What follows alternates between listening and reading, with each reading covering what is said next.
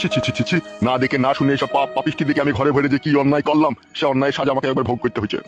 এখন পাপ পাপিষ্টি মারাইছো? আমি তোমাকে বলেছিলাম নাকি তুমি আমাকে বিয়ে করো? হ্যাঁ, আমার কেন মারাইছো তুমি?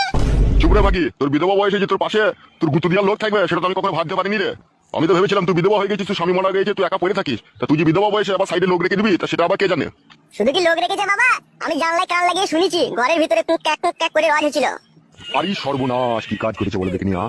ও যা বলছো তুমি তাই শুনে নিচ্ছ বলো?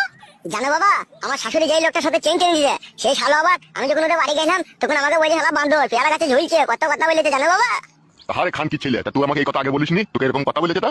ভুলে গিয়েছিলাম বাবা বলতে। এ বিধবা ভাতারি মাগি শুন, তুই চাকরি বাড়ি গুটি নিয়ে আমার বাড়ি থেকে পালাবি। শুনবে এই কাটা কুকুর বেটা শুন, তুই ওই পাম্পারে কইলে আমার এই টিউতে হাওয়া দেওয়ার সময় তোর মনে ছিল না? আরে কাটা কুকুর বেটা এখন বলাইতে বলছিস তুই? শুন শুইরে বাচ্চা, তোর হাড় খাবো, তোর মাংস খাবো, তোর চামড়া ডুগডুগি বাজিয়ে যতক্ষণ না তুই শ্মশানে না যাবি ততক্ষণ আমি তোর কাছে থাকবো বাবা কাচ্চুদা। বাবা গো কি যন্ত্রণায় পড়ে গেলাম বাবা। তুই শুয়ে বাচ্চা শান্তি ছেলে লেগে তো এই কাজ হইলে বে, শান্তির ছেলে তুই তো বিয়েটা আগে করেছিলি বে শালা। তা আমি করলাম আবার তুমি কি গান মারাইতে কইলে তা? বুঝতে পারিনি রে বা, বুঝতে পারিনি তোর শাশুড়ি মাগির মনে এরকম বিষ থাকবে আমি বুঝতে পারিনি। বুঝতে পারোনি? গান মারাইতে বারবারই তো বারণ করেছিলাম বাবা অন্যায় করো না, বাবা ভুল করো না। গান মারাইতে পারবে যে 5,000 টাকা নিয়ে শপিং করতে যা, শপিং ভাতা দিই বেটা আমার।